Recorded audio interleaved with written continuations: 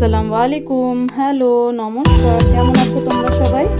আমি খুব ভালো আছি। আশা করি তোমরাও খুব ভালো আছো। Welcome to Majestic home, catch life with Sania. আসসালামু আলাইকুম, হ্যালো, নমস্কার। কেমন আছো তোমরা সবাই?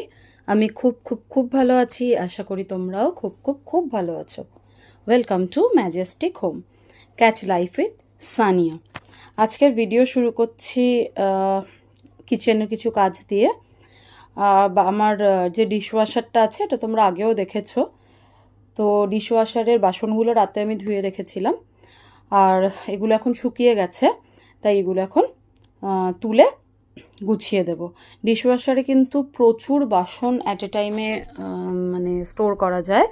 আমি কিন্তু দিনে একবার ডিশওয়াশার চালাই। মোটামুটি একদিনের যা বাসন থাকে সেগুলো কিন্তু সবই হয়ে যায়। হ্যাঁ, কড়াই বা প্রেশার কুকার ওর মধ্যে আমি দিই না।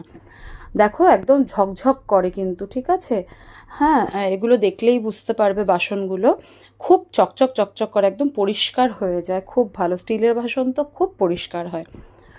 তো ওপর আর নিচ দুটো এর মানে ঝুড়ি টাইপ আছে, বাস্কেট আছে।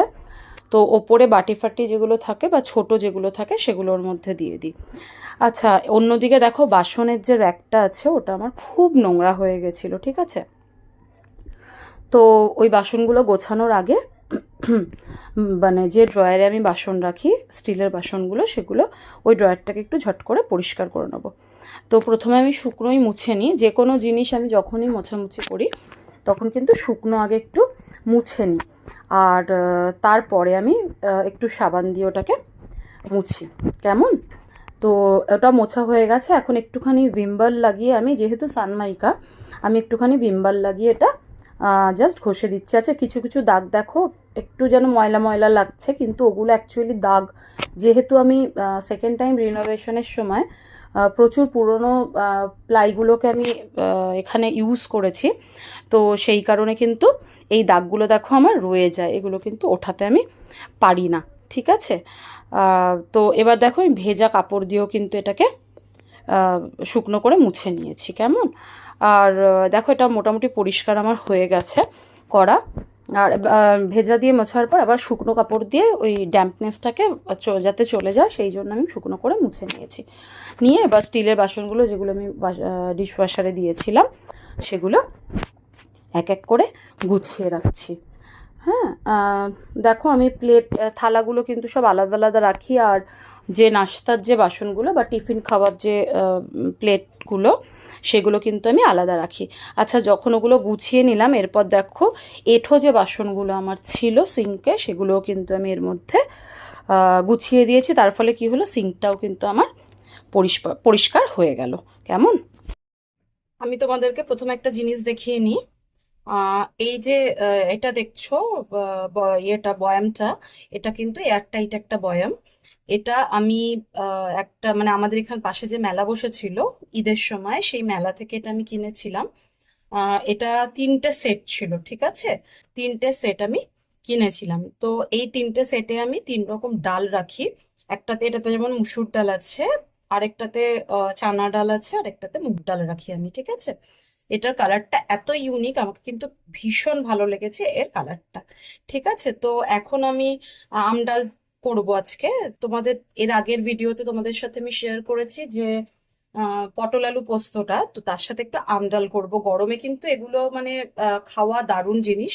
তো এটা দেখো, এইটা জাস্ট এভাবেই খুলতে হবে, এভাবে খুলে নিলাম, ঠিক আছে? তো মুসুর ডালটা নিয়ে নেবো। মুসুর ডালটা নিয়ে আমি এটাকে ধুয়ে নেবো প্রথমে ভালো করে। মুসুর ডালটা ধুয়ে নিয়েছি। এবার এতে আমি কিছুটা নুন দিয়ে দিলাম, আর এর সাথে আমি অ্যাড করব কিছুটা হলুদ, ঠিক আছে? অল্প পরিমাণে দিলাম। তো এবার আমি কি করব, এটাকে ডালটাকে সিদ্ধ করে নেবো, ঠিক আছে? অন্যদিকে দেখো আমি কিছুটা কাঁচা আম কেটে রেখেছি, বড় বড় একটু লম্বা পিস করে রেখেছি। আর খুব বেশি আম আমি দিইনি, মানে ধরো হাফ আম দিয়েছি আমি, যেহেতু আমার হাজবেন্ড খুব বেশি টক খেতে পারে না, সেই জন্য। তো তোমরা যতটুকু আম দেবে নিজেরা কতটা খেতে পারো টক সেই উপরে কিন্তু নির্ভর করছে, ঠিক আছে? তো তোমরা তোমাদের ইচ্ছে মতো টকটা বাড়াতে পারো বা কমাতে পারো। ডালটা আমি সিদ্ধ করে নিয়েছি। এবার অন্যদিকে কড়াই বসিয়ে দিয়েছি, ওতে একটুখানি সর্ষের তেল অল্প করে দিয়ে দেবো। এবার এতে দিয়ে দেবো অল্প পাঁচফোড়ন, দুটো চিড়ে রাখা কাঁচা লঙ্কা, সবসময় কাঁচা লঙ্কা চিড়ে দেবেন, অল্প হলুদ, আর দেব অল্প নুন। এটা মনে রাখবেন যে নুনটা কিন্তু আমরা ডাল সেদ্ধর সময়ও দিয়েছিলাম, তাই অল্প পরিমাণে দেবেন, কেমন? আচ্ছা, এবার আমি এই কেটে রাখা আমগুলো এতে দিয়ে দিই। এটা একটু ভালো করে নাড়াচাড়া করে নেবে।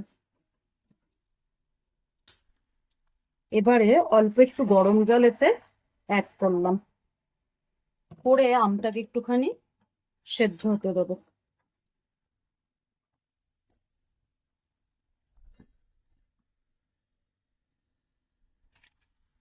দেখো আমটা কিন্তু সেদ্ধ করা হয়ে গেছে। হ্যাঁ, আমটা সেদ্ধ হয়ে গেছে। এবার সেদ্ধ করা ডালটা, মুসুর ডালটাকে আমি এতে ঢেলে দেবো।